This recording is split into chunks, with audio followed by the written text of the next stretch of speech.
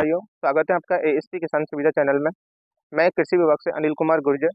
किसान भाइयों, आज का जो हमारा टॉपिक रहेगा वो माइक्रोराइजा से संबंधित रहेगा कि माइक्रोराइजा क्या है, किस प्रकार से ये किसानों को लाभ पहुंचाता है, किस प्रकार से इसका उपयोग किया जाता है, क्या इसके फायदे हैं। इन सभी बिंदुओं पर किसान भाइयों आज हम विस्तार से चर्चा करेंगे।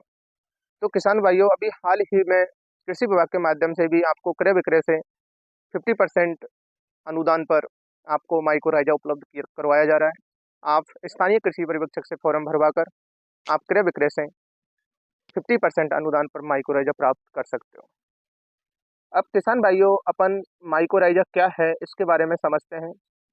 किसान भाइयों, जो माइक्रोराइजा होता है वो एक प्रकार से फंगस होती है। आपको पता है कि कुछ फंगस हमारी जो मिट्टी है उसको नुकसान पहुंचाती है, लेकिन माइक्रोराइजा होता है वो हमारी जो मिट्टी होती है, हमारे जो पौधे होते हैं, उनकी जड़ों को पोषण प्राप्त कर कर उनको ग्रोथ पहुंचाता है। और जो माइकोराइजा है वो हमारी जो पौधे की जो जड़ें होती हैं उनसे सहजीवन के रूप में रहता है, आपस में विनिमय बना के रखता है। जिस प्रकार से हम कुछ किसी से लेते हैं तो हम बदले में उनको कुछ देते हैं, उसी प्रकार से जो माइकोराइजा का जो संबंध होता है वो हमारे पौधे की जड़ों से होता है।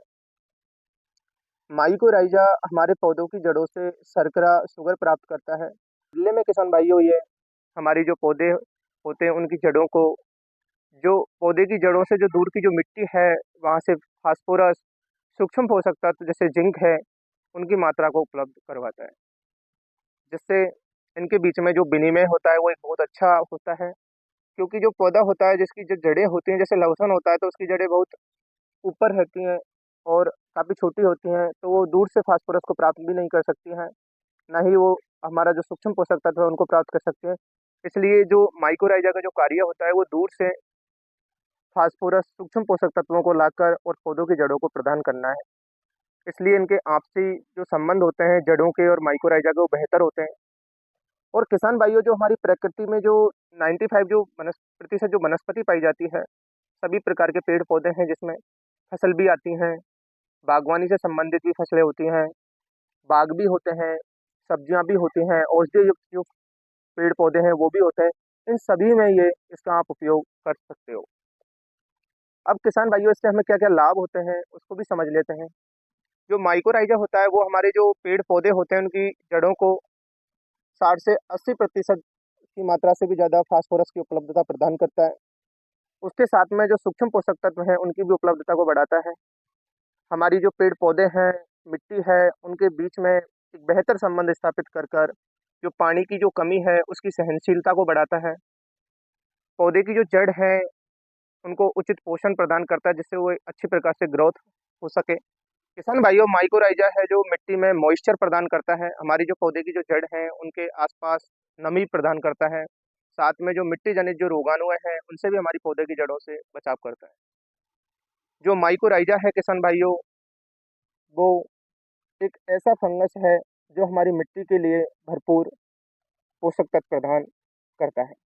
इसलिए किसान भाइयों, आप अभी प्रेजेंट टाइम में भी आप कृषि विभाग के माध्यम से क्रय विक्रय से आप 50% अनुदान पर माइक्रोराइजा प्राप्त कर सकते हो। और आप अपने खेतों में अगर आपने बागवानी कर रखी हो या फिर सब्जी लगा रखी हो या आपकी कोई फसल है तो आप उसमें देकर इसका उपयोग कर सकते हो। इसके जो उपयोग करने की जो विधि है वो किसान भाइयों ये है कि आप इसको, हमारा जो वर्मी कंपोस्ट है या फिर जो देसी गोबर से जो बना खाद है, आप उसमें भी मिलाकर इसको पूरे दिन रख दो। दूसरे दिन आप शाम को इसको खेतों में डालें। डालने के बाद किसान भाइयों आप सिंचाई कर दें, क्योंकि इसको जो कूल पैलेस होता है वहाँ पे इसको स्टोर किया जाता है, इसलिए गर्मी से ये ख़त्म हो जाता है। इसलिए आप इसको जैसे ही इसका आप उपयोग करते हो खेतों में, पेड़ पौधों में, बागवानी में, तुरंत इसकी सिंचाई कर दें। ज़्यादा 4-5 दिन अगर आपने सिंचाई पे नहीं की है तो ये ख़त्म हो जाता है। ये कोई भी प्रकार का ग्रोथ नहीं कराता, कोलैबोरेशन नहीं हो पाता इसका, ना ही कोई प्रकार का ग्रोथ होता है। इसलिए आप किसान भाइयों ये आप सावधानी ज़रूर रखें इसके उपयोग करने के बाद। और मैं आशा करता हूँ किसान भाइयों आपको हमारा ये वीडियो पसंद आया होगा, और अगर पसंद आया हो तो आप चैनल को सब्सक्राइब और लाइक करना ना भूलें। साथ में बेल आइकन को जरूर दबाएं, जिससे आपको समय पर नोटिफिकेशन मिल सके और आप हमारी वीडियो को देख सकें। नेक्स्ट वीडियो में किसान भाइयों हम वापस मिलेंगे। जब तक के लिए जय हिंद, जय भारत।